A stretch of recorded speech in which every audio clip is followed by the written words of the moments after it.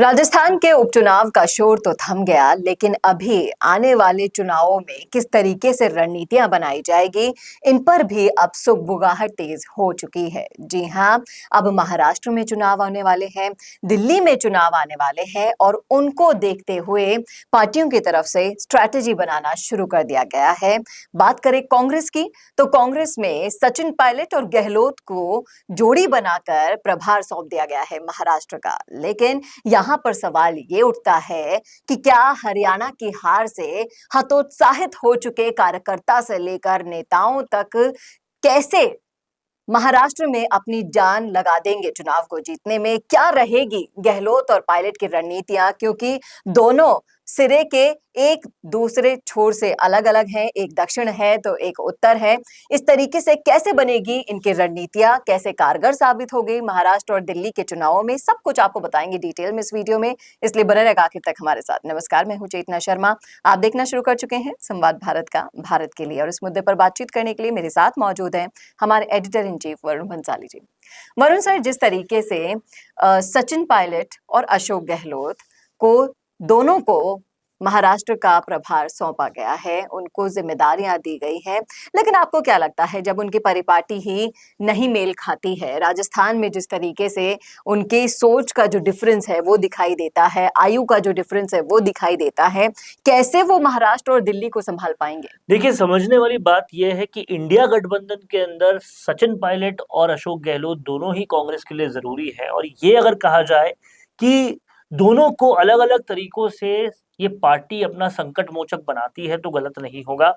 आप देखिए, इंडिया गठबंधन में एक बड़ा काम है कि सारे गठबंधन के दलों को एक साथ रखना है। इस चीज को मैनेज करने में पूर्व मुख्यमंत्री अशोक गहलोत काफी कारगर साबित होते हैं। दूसरा काम है कि कांग्रेस उन दलों को क्या देगी जिसकी वजह से वो कांग्रेस के साथ रहे, तो वो देगी एक अच्छा प्रचार, जिसको शानदार बनाने का काम हमेशा सचिन पायलट करते रहे हैं। सचिन पायलट तमाम सारी पार्टियों के फेवरेट रहते हैं। जब प्रचार की बारी आती है, युवाओं को आकर्षित करने की बारी आती है, वक्ता बनने की बारी आती है, इन सारे कामों में सचिन पायलट नंबर 1 रहते हैं। ऐसे में अब दिल्ली और महाराष्ट्र चुनाव, पहले महाराष्ट्र बाद में दिल्ली, ये दोनों चुनाव बहुत अहम है। महाराष्ट्र तो आने ही वाला, सचिन पायलट ऑलरेडी उसमें काम कर रहे हैं। समझने वाली बात यहाँ पर यह है कि महाराष्ट्र में तो चलो, जो महायुति पूरा गठबंधन है वो साथ काम कर रहा है, इसमें इंडिया गठबंधन का प्रभाव रहे ना रहे, ये अपने आप में गठबंधन है।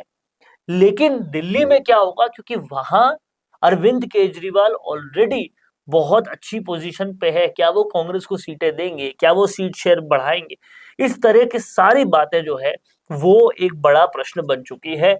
और इसको कहीं ना कहीं गहलोत पायलट मिलकर अगर केजरीवाल से बात करें तो बहुत कुछ किया जा सकता है। अब बड़ी बात यह है कि कार्यकर्ताओं को कैसे उत्साहित करेंगे। हरियाणा चुनाव से बहुत ज्यादा हतोत्साहित हो चुके हैं कांग्रेस के तमाम सारे कार्यकर्ता, और अभी जो उपचुनाव होंगे, उस उपचुनाव में भी कहीं ना कहीं कांग्रेस का पलड़ा भारी नहीं दिख रहा।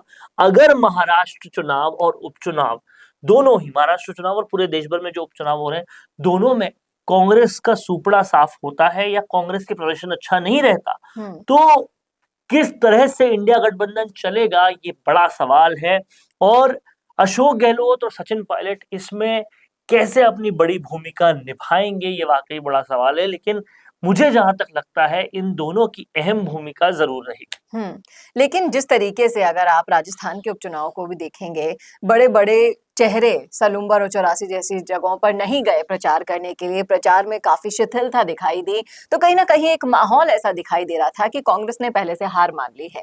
लेकिन जब सचिन पायलट और अशोक गहलोत, आप कह रहे हैं कि इनको रणनीतियां बनाने का काम दिया गया है, माहौल से लेकर चुनावी नतीजों तक ये लोग एक्टिव रहेंगे, लेकिन रहेंगे तो रहेंगे कैसे? इनकी रणनीतियां ही मेल जोल नहीं खा पाती हैं। और कहीं ना कहीं अगर आप महाराष्ट्र की राजनीति को देखेंगे तो वहां पर पार्टियों के अलावा भी कई नेता ऐसे हैं जो वोट बटोरने की ताकत रखते हैं। देखिए, समझने वाली बात है कि महाराष्ट्र में बहुत सारे लोग जो है वोट बटोरने की ताकत रखते हैं, चाहे वो राज ठाकरे हो, चाहे वो इस गठबंधन में भी हो, चाहे वो बीजेपी के गठबंधन में भी हो, तमाम सारे लोग हैं। लेकिन सबसे बड़ा सवाल है, देश की सबसे पुरानी पार्टी क्या करेगी, कांग्रेस क्या करेगी, जिसकी एक वक्त पे पूरे महाराष्ट्र में सरकार हुआ करती थी, वो आज बहुत ही छोटा और बौना महसूस कर रही है महाराष्ट्र में, वो क्या करेगी। और बड़ी बात यह है कि आज सचिन पायलट से लेकर तमाम सारे बड़े नेता वहां कैंप कर रहे हैं, राजस्थान के उपचुनाव को देख भी नहीं रहे, क्योंकि वहां पहले से लगता है कि हार मान चुके हैं। जिस तरह का कैंडिडेट टोंग को दिया, जिस तरह के कैंडिडेचर दिए, वो कहीं ना कहीं हार मानने वाला ही काम किया है।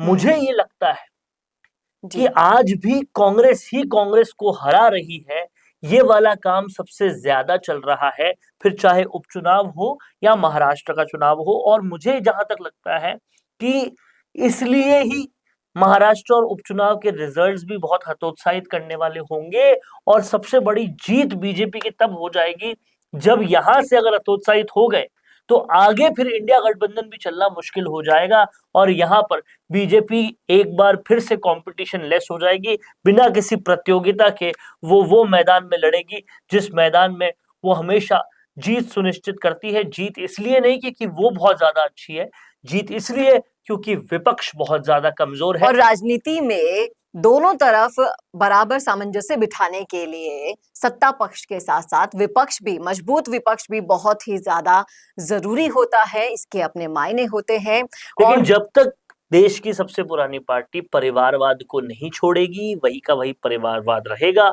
तो ऐसे ही कांग्रेस जो है वो खत्म होती जाएगी। ये बात प्रशांत किशोर से लेकर बहुत लोग कांग्रेस को समझा चुके, बता चुके, लेकिन माँ बेटे से आगे कांग्रेस बढ़ती ही नहीं, ज्यादा से ज्यादा बेटी पे चली जाती है, उससे ज्यादा कुछ होता नहीं। कांग्रेस के पास शशि थरूर, सचिन पायलट, तमाम सारे ऐसे लोग हैं जो कांग्रेस की में फिर से ज्वाला बनकर पूरी कांग्रेस को उत्साहित कर सकते हैं, लेकिन शायद परिवार जो है वो ये चाहता ही नहीं कि कांग्रेस उसके हाथ से निकले, क्योंकि अगर निकल जाएगी तो बहुत सारी दिक्कतें उनको सामने लगती होगी। और यही वजह है कि कांग्रेस को खत्म करने के कीमत पर भी वो परिवार कांग्रेस को छोड़ नहीं रहा, और कांग्रेस का शीर्ष हमेशा बनते रहना चाहता है। आंतरिक लोकतंत्र कांग्रेस का खत्म हो चुका है, यही वजह है कांग्रेस के डाउनफॉल की, वो लगातार डाउनफॉल में जा रही है। तो ये तो थी इस मुद्दे पर हमारी राय, आपकी क्या है जरूर रखिएगा कमेंट बॉक्स में। अगर आपने सुना है पूरा वीडियो, क्या सोचते हैं आप इस मुद्दे पर? अगर आप रखते हैं महाराष्ट्र और दिल्ली की राजनीति में दिलचस्पी, तो आप अपना नजरिया भी हमसे शेयर कर सकते हैं, लिखिएगा जरूर कमेंट बॉक्स में अपनी राय। कैसा लगा वीडियो ये बताना ना भूलिएगा, और ऐसी और वीडियोस के लिए देखते रहिए संवाद भारत का, भारत के लिए। नमस्कार।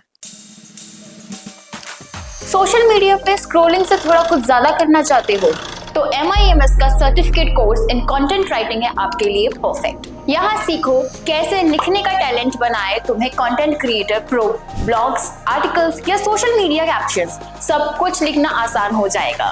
प्रोफेशनल राइटर से टिप्स लो, क्रिएटिव लिखना सीखो और अपने पैशन को करियर में बदलो। तो देर मत करो, एनरोल करो अभी certificate course in content writing में और अपने आइडियाज को करो वायरल।